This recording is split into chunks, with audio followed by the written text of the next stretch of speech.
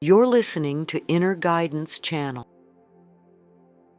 Many people tell me they cannot meditate. This seems to me a bit like saying they cannot play the piano after one attempt. Meditation, as in every art or expression, requires constant practice for perfect results.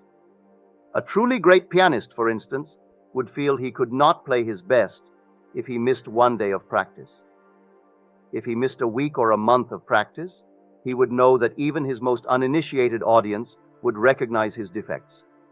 So it is with meditation. If we practice daily with joy in this daily habit, we perfect it as an art. I find that those who complain of the difficulty in meditation do not make it a daily practice, but rather wait until something pressing appears in their world, and then, through an act of will, try to fix their attention on the desired state. But they do not know that meditation is the education of the will, for when will and imagination are in conflict, imagination invariably wins. The dictionaries define meditation as fixing one's attention upon, as planning in the mind, as devising and looking forward, engaging in continuous and contemplative thought. A lot of nonsense has been written about meditation. Most books on the subject get the reader nowhere, for they do not explain the process of meditation. All that meditation amounts to is a controlled imagination and a well-sustained attention.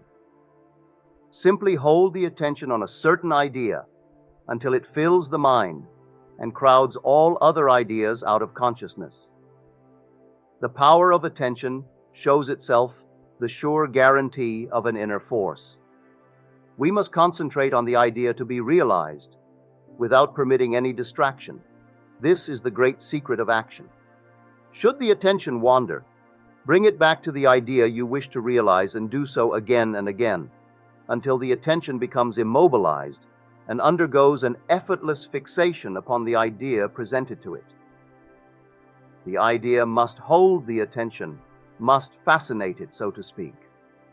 All meditation ends at last with the thinker, and he finds he is what he himself has conceived. The undisciplined man's attention is the servant of his vision rather than its master. It is captured by the pressing rather than the important. In the act of meditation, as in the act of adoration, silence is our highest praise. Let us keep our silent sanctuaries, for in them the eternal perspectives are preserved. Day by day, week by week, year by year, at times where none through love or lesser intentions were allowed to interfere, I set myself to attain mastery over my attention and imagination. I sought out ways to make more securely my own, those magical lights that dawned and faded within me. I wished to evoke them at will and to be the master of my vision. I would strive to hold my attention on the activities of the day in unwavering concentration so that, not for one moment, would the concentration slacken. This is an exercise, a training for higher adventures of the soul. It is no light labor. The plowman's labor, working in the fields, is easier by far. Empires do not send legions so swiftly to obstruct revolt, as all that is alive in us hurries along the nerve highways of the body to frustrate our meditative mood. The beautiful face of one we love glows before us to enchant us from our task. Old enmities and fears beleaguer us. If we are tempted down these vistas, we find, after an hour of musing, that we have been lured away. We have deserted our task and forgotten that fixity of attention we set out to achieve. What man is there who has complete control of his imagination and attention? A controlled imagination and steadied attention, firmly and repeatedly focused on the idea to be realized, is the beginning of all magical operations. If he persists through weeks and months, sooner or later, through meditation, he creates in himself a center of power. He will enter a path all may travel, but on which few do journey. It is a path within himself where the feet first falter in shadow and darkness, but which later is made brilliant by an inner light. There is no need for special gifts or genius. It is not bestowed on any individual, but won by persistence and practice of meditation. If he persists, the dark caverns of his brain will grow luminous, and he will set out day after day for the hour of meditation, as if to keep an appointment with a lover. When it comes, he rises within himself as a diver, too long under water, rises to breathe the air and see the light. In this meditative mood, he experiences in imagination what he would experience in reality had he realized his goal, that he may in time become transformed into the image of his imagined state. The only test of religion worth making is whether it is true-born, whether it springs from the deepest consciousness of the individual, whether it is the fruit of experience, or whether it is anything else whatever. This is my reason for speaking to you on my last Sunday in Los Angeles about the true religious attitude. What is your religious attitude? What is my religious attitude? I shall speak on this subject next Sunday morning at 10:30 as Dr. Bales's guest. The service will be held at the Fox Wilshire Theater on Wilshire Boulevard near La Cienega. I shall endeavor to show you that the methods of mental and spiritual knowledge are entirely different. For we know a thing mentally by looking at it from the outside, by comparing it with other things, by analyzing and defining it. Whereas we can know a thing spiritually only by becoming it. We must be the thing itself, and not merely talk about it or look at it. We must be in love if we are to know what love is. We must be godlike if we are to know what God is. Meditation, like sleep, is an entrance into the subconscious. When you pray, enter into your closet, and when you have shut your door, pray to your Father which is in secret, and your Father which is in secret shall reward you openly. Meditation is an illusion of sleep, which diminishes the impression of the outer world and renders the mind more receptive to suggestion from within. The mind in meditation is in a state of relaxation, akin to the feeling attained just before dropping off to sleep. This state is beautifully described by the poet Keats in his Ode to a Nightingale. It is said that as the poet sat in the garden and listened to the nightingale, he fell into a state which he described as "a drowsy numbness pains my senses as though of hemlock I had drunk." Then, after singing his Ode to the Nightingale, Keats asked himself this question: was it a vision or a waking dream? Fled is the music. Do I wake or sleep?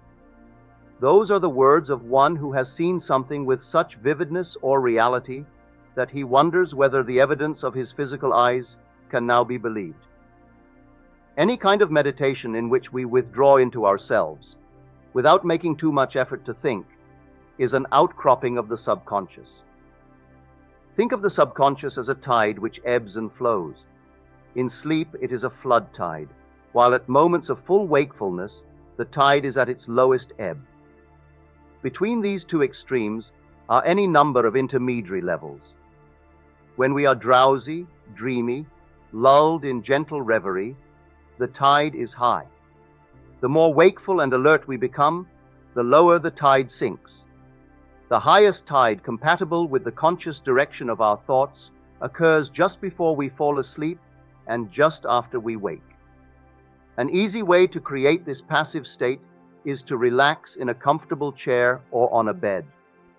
Close your eyes and imagine that you are sleepy, so very sleepy. Act precisely as though you were going to take a siesta. In so doing, you allow the subconscious tide to rise to sufficient height to make your particular assumption effective. When you first attempt this, you may find that all sorts of counter thoughts try to distract you. But if you persist, you will achieve a passive state. When this passive state is reached, think only on things of good report. Imagine that you are now expressing your highest ideal, not how you will express it, but simply feel here and now that you are the noble one you desire to be. You are it now. Call your high ideal into being by imagining and feeling you are it now. I think all happiness depends on the energy to assume the feeling of the wish fulfilled, to assume the mask of some other, more perfect life. If we cannot imagine ourselves different from what we are and try to assume that second, more desirable self, we cannot impose a discipline upon ourselves, though we may accept discipline from others. Meditation is an activity of the soul. It is an active virtue. And an active virtue, as distinguished from passive acceptance of a code, is theatrical. It is dramatic. It is the wearing of a mask. As your goal is accepted, you become totally indifferent to possible failure, for acceptance of the end wills the means to the end. When you emerge from the moment of meditation, it is as though you were shown the happy end of a play in which you are the principal actor. Having witnessed the end in your meditation, regardless of any anticlimactic state you encounter, you remain calm and secure in the knowledge that the end has been perfectly defined. Creation is finished, and what we call creativeness is really only a deeper receptiveness or keener susceptibility on our part. And this receptiveness is not by might nor by power, but by my Spirit, saith the Lord of hosts. Through meditation, we awaken within ourselves a center of light, which will be to us a pillar of cloud by day and a pillar of fire by night.